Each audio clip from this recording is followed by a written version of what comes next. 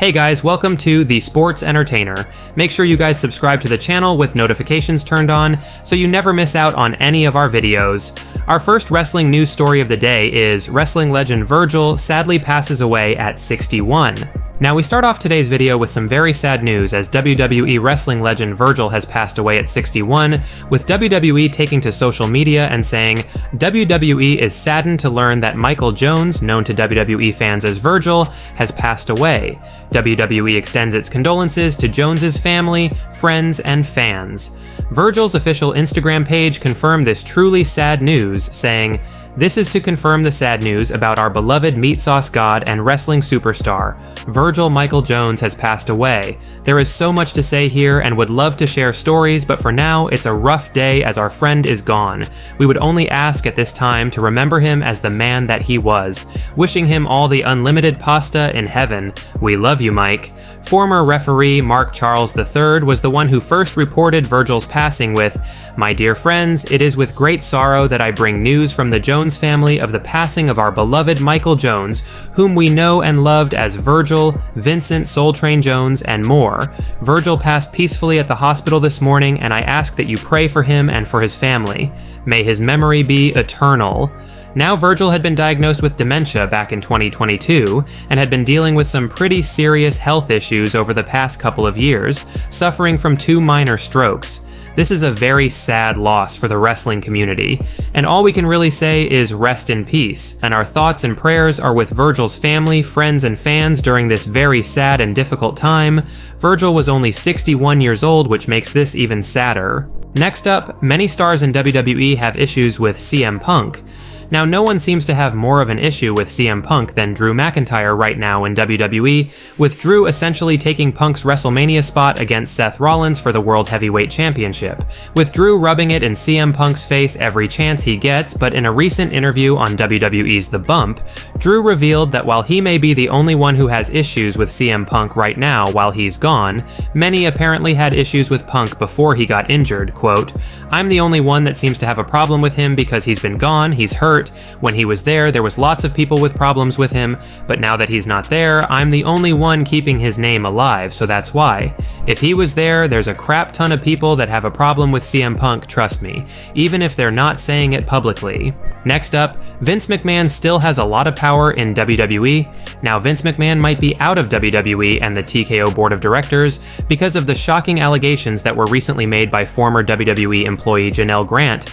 But an update provided by Mark Shapiro, the TKO president recently revealed in a financials call for the company that Vince McMahon still owns a huge amount of stock in the company and hasn't given any indication what he plans to do with it, meaning that Vince could still have some pull or power in WWE. Quote, "Obviously, we're talking about Vince McMahon specifically in terms of cashing stock. He still holds, I believe, 20 million shares. It's all registered. He'll do whatever he is going to do, and we're on the sidelines. We'll have a look. We'll see. We have no idea on timing. We're not having a discussion with him. He's given us no point of view on his motive, or if he plans to sell or not sell, or if he does, how much. We're going to wait around and find out, just like you."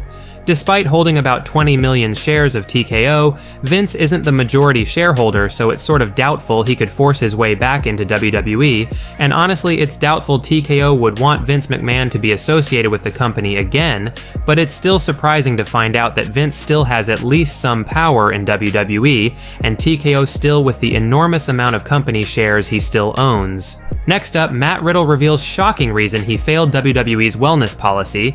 Now, there were a number of reasons as to why WWE decided to part ways with Matt Riddle, a once promising rising star in WWE, but Riddle's behavior outside the ring and failing the company's wellness policy certainly sealed his fate as a star that would inevitably get future endeavored, and in a recent interview on the MMA Hour, Matt Riddle discussed what he failed WWE's wellness policy for, and clearly Riddle saw his release or firing from WWE coming. Quote, "No, they didn't make any of the offenses public. They wanted to keep it on the hush-hush, and they punished me by fining me.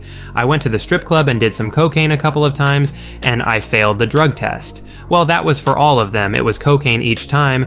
Honestly, for me, and probably just from my experience with the UFC, I thought I was going to get fired a long time ago just because I don't know, I got fired from the UFC, I was on a 4-fight win streak, and then I got fired. So after that, I'll be honest, I just think I'm going to get fired any day because you just never know. Some guys don't, some guys do, so that's how I always played it.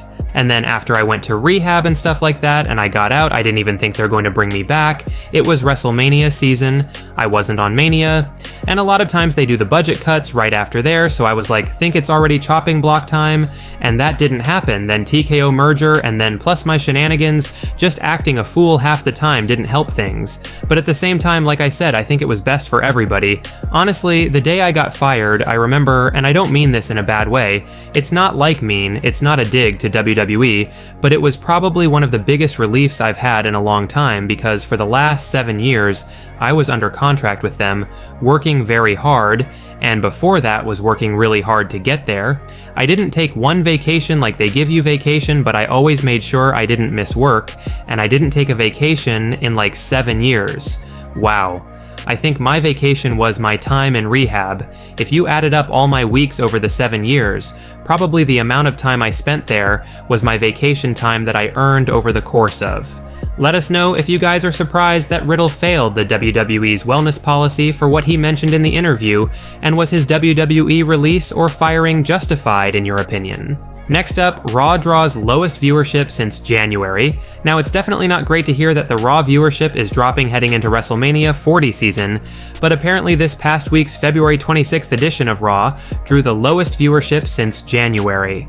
With WrestleZone posting, quote, 226 WWE Raw draws lowest viewership since January. WWE Raw viewership dropped on Monday, but the show still ranked number 1 on cable. WrestleNomics reports that Raw averaged 1.738 million viewers on Monday. This number marks a decrease from last week, 1.870 million viewers. Next up, major details on Shawn Spears' return to WWE. Now Shawn Spears, formerly known in WWE as Ty Dillinger, shockingly returned to the company last night during NXT, with Spears attacking Ridge Holland with a steel chair, with Spears basically being revealed as the man behind the mysterious Three Faces vignettes. Wrestling Inc. provided fans with some backstage details regarding Shawn Spears' WWE NXT return through Fightful, and reported, quote, last night's WWE NXT saw the return of Shawn Spears, formerly known as Ty Dillinger in WWE.